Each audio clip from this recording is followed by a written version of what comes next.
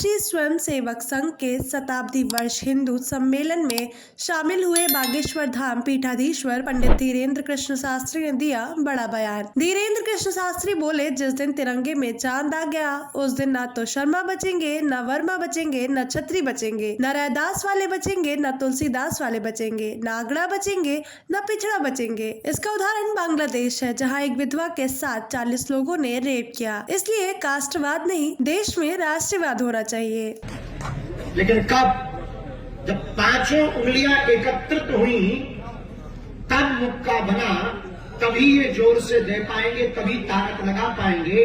उसी प्रकार जब हर समाज, कबीरपंथी, रैदासी, रविदासी या जो भी समाज है, जब तक सब समाज एक मंच पर नहीं बैठेगा, एकजुट नहीं होगा, तब तक हम लोग ताकतवर नहीं बन सकते।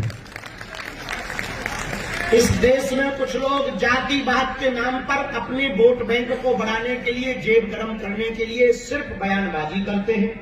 हिंदुओं को समझना होगा, एक बात याद रखना, जिस दिन तिरंगा में चांद आ गया, न बर्मा बचेंगे, न शर्मा बचेंगे, न क्षत्रिय बचेंगे, न वैश्य बचेंगे, न कबीरपंथी बचेंगे, न रैदासी, न परशुराम वाले बचेंगे, न तुलसीदास वाले बचेंगे। एक बात याद रखना, जिस दिन तुम्हारे तिरंगा में चांद हो जाएगा, न तुम्हारा घर बचेगा, न जल बचेगा, न जमीन बचेगी, न जोरू बचेगी, न बच्चे बचेंगे। बांग्लादेश में भी उनके पास भी संपत्ति थी, व्यापार था, बच्चे थे, पत्नी थी, एक नहीं बची। विधवा औरत से 40 लोगों ने रेप किया।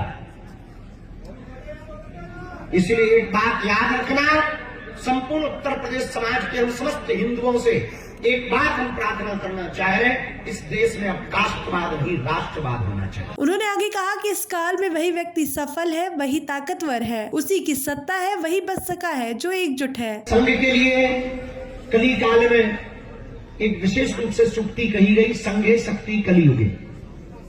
इस कलिकाल में वही ताकतवर है, वही सफल है, उसी का सत्ता है, उसी की चाल है, उसी व्यक्ति को उन्नति प्राप्त होती है। वही व्यक्ति वर्तमान में इस कलिकाल में बच सकता है जो एकजुट है।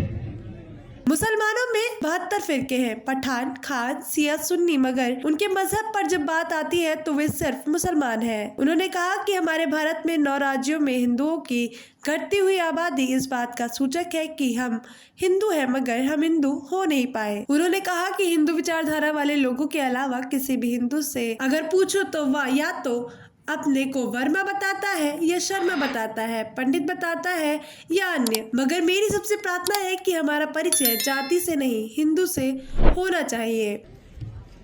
मुसलमानों में 72 फिरके हैं, पठान, खान, सिया, सुन्नी, लेकिन उनके मजहब पर जब बात आती है तो वो सिर्फ मुसलमान। हमारे भारत में घटती हुई हिंदुओं की आबादी 9 राज्यों में घटता हुआ हिंदू इस बात का सूचक है कि हम हिंदू हैं और हिंदू हो नहीं पाए। किसी भी भारत के व्यक्ति से, हिंदूवादी विचारधारा के व्यक्ति को छोड़कर किसी से भी उसका परिचय पूछो तो वो या तो परिचय अपना वर्मा के रूप में देता है, या शर्मा के रूप में देता है, या SC ST के रूप में देता है, या पंडित जी के रूप में देता है, या फलाने जी के रूप में देता है, या ढिकाने जी के रूप में देता है। हम भारत से एक ही प्रार्थना करेंगे, भारत में रहने वाले जितने लोग हैं, जिन्होंने जन्म लिया, वो सब हिंदू हैं और हमारा पहला परिचय हिंदू होना चाहिए। उन्होंने बताया कि हिंदुओं को बचाने का एकमात्र यही रास्ता है कि हिंदुओं को अपनी जनसंख्या बढ़ानी चाहिए। जब चच्चे के 30 बच्चे हो सकते हैं तो हिंदुओं के क्यों नहीं। इसलिए हिंदुओं के बेटे 4 यही लगाएंगे बेड़ा पार। 2 बच्चे घर के लिए, 1 बच्चा स्वयंसेवक संघ के लिए व 1 बच्चा हिंदू राष्ट्र के लिए। आप सब बुद्धिमान है, प्रज्ञावान है, मेधावान है। हमारी तो बहुत छोटी सी सोच है, पर हम एक बात हम कहना चाहेंगे, हिंदुओं को बचाने का एकमात्र रास्ता यही है, पहले तो हिंदुओं को जनसंख्या बढ़ानी चाहिए। तो चच्चे के 30 बच्चे हो सकते हैं तो अपने 4 क्यों नहीं, और हिंदुओं के बेटे 4 यही लगाएंगे बेड़ा पार। 4 बल्कि हमारी शादी नहीं हुई है, वरना हम अपनी प्लानिंग बताते हैं। तो ये बात कोई बाद में हम पे कंट्रोवर्सी भी कमेंट करे, पहले ही अपन ने कह दिया। आओ लोग क्योंकि इस बयान सुनने के बाद कहते अच्छा बाबा तू अपना बता तो ठटरी के बारे पहले ही दी कमेंट ले ये अपनी भाई नहीं है, होने के बाद में बेटा तू आ जाना हवेली तो गिनती बताएं। खैर विनोद की बातें नहीं, बहुत गंभीर विषय है। हिंदुओं के बच्चे 4 यही लगाएंगे बेड़ा पार, 2 बच्चे घर पर, 1 बच्चे हिंदू राष्ट्र के लिए, 1 बच्चा स्वयं सेवक संघ के लिए।